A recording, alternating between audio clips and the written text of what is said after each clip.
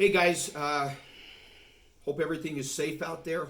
Hopefully everybody's staying up on their classes. I know these are very strange times. So let's finish up on dead body investigations. As I snicker about this, it's going to be something you're going to go on if this is your career path. Remember, very few are going to actually be homicide, but unfortunately, a lot of people die. Can you imagine today with the officers that are faced with whether it's Italy or in New York City right now, we're losing hundreds of people a day. Police officers are going to be called to these scenes. We don't just allow bodies to be scooped up and sent to the mortuary. Cops are going to be going on all of these calls. Think about what they're going through. They're exposing themselves to someone that we know has got COVID-19. They've died, whether it's in a hospital, whether it's at home, and the cop has to go there and determine, okay, was this natural? Clearly, this will be easy for cops to deal with because you're going to have a lot of supporting evidence to show that this person did die as a result of that. But remember, this is unique times. We talked about equivocal deaths last time, which are suspicious.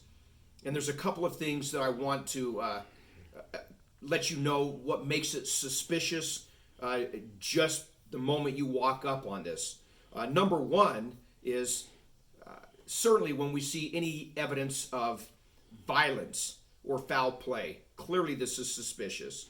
The second thing that would be suspicious right at the beginning is anytime you roll up on a dead body investigation and the death occurs in a place other than where they live at, other than their residence. If somebody is found dead in some place other than where they live, again, that is suspicious by itself. That just doesn't normally happen. It's either a hospital or it's going to be, in their own home, if you're going to rule this as natural. So again, these are the things that we look for when it's suspicious. Again, a third one, or if there's the third one, the two top ones, but the third one is people don't generally die naturally without being under orders from a physician. So you're going to see something there from a doctor, from a hospital, if it's natural. So these are the suspicious things that we look at. Let's talk about the nature of wounds themselves. So when you're there on a dead body and it doesn't appear to be natural, all the other three, whether it's accidental, suicide, or homicide, you're going to be looking at the wounds on the body. So there's certain things I want you to be looking for. We have incised wounds. That's I-N-C-I-S-E-D. Incised wounds are different than lacerated wounds. Lacerated wounds are like if somebody had cut someone with a knife. Clearly this is somebody outside, or some other person slashing at them with a knife or a sword, that type of weapon. I know we laugh about a sword, but you're going to be seeing a laceration is a slicing across the body. This is different than incised. Incised wounds are difficult to see sometimes. This is stabbings.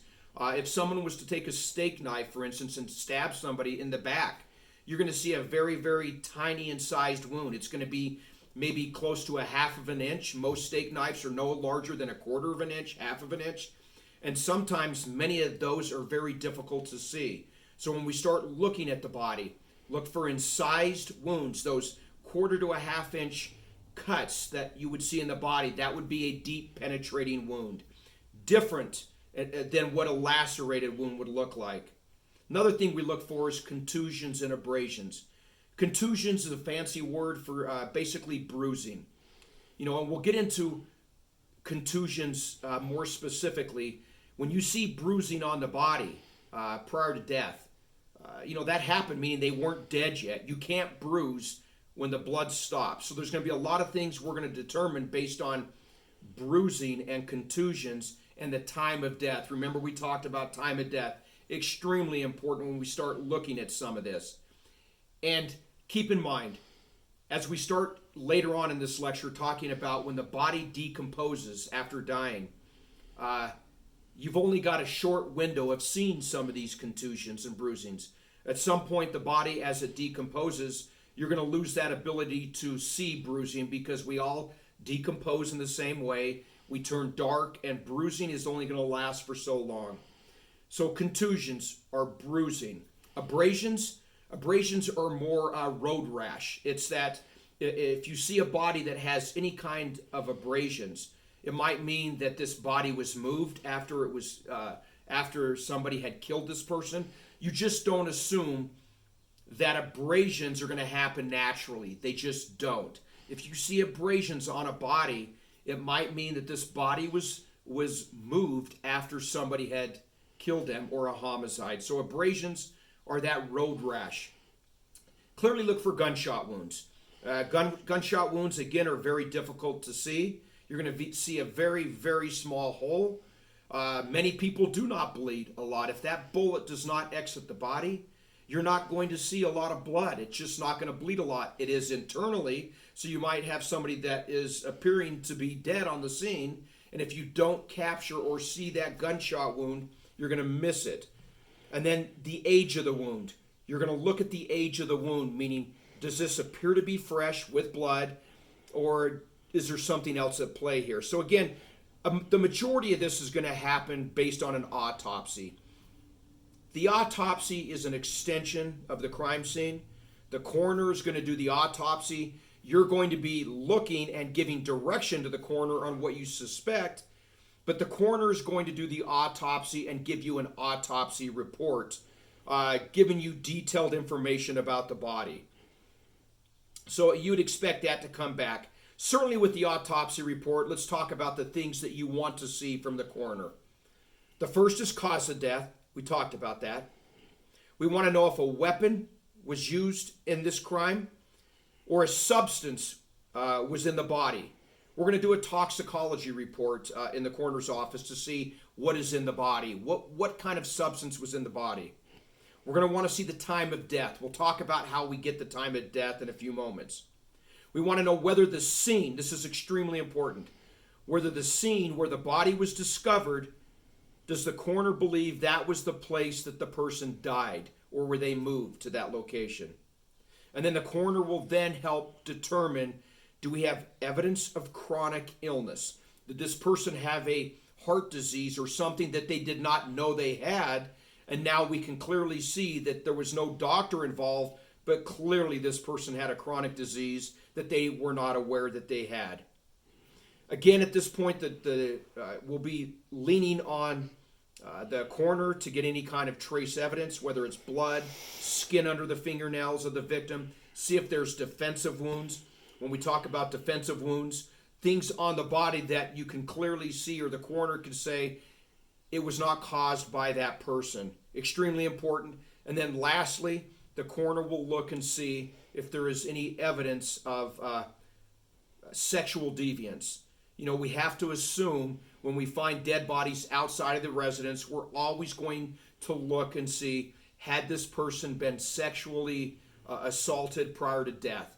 Coroner's going to be doing this, and that's something that we're going to want to see on the autopsy report. So again, when we talk about somebody dying, I'm not going to go deep into, how do we determine when someone is dead?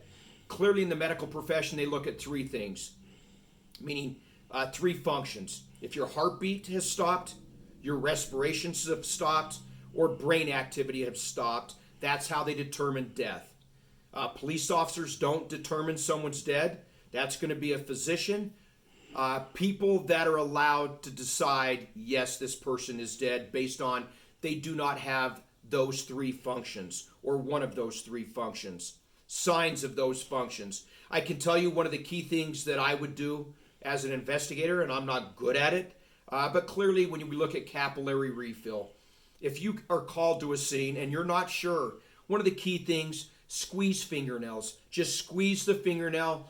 If you see, when you do it to yourself right now, do it. Squeeze your fingernail. When you look, you'll see that it blanches white, and then the blood will fill back into that fingernail.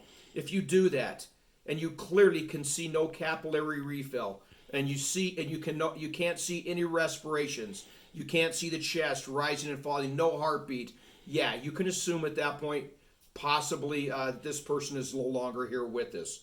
But the coroner is going to be the one deciding this.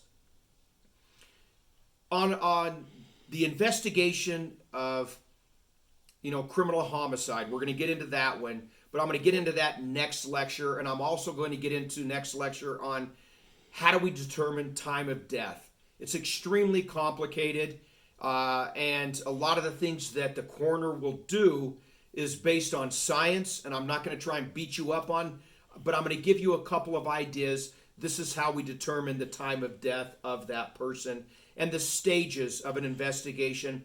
Once you decide this is a homicide and it's not accidental and it is not natural. We'll talk about that next time. Be safe.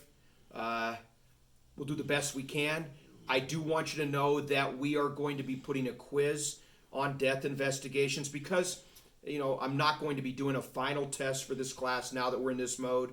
I'm going to be putting a quiz on Canvas with death investigations. So pay attention to the lectures, listen to them, and then I'll let you know when we're going to put the quiz on there and have you do the quiz. See you next time.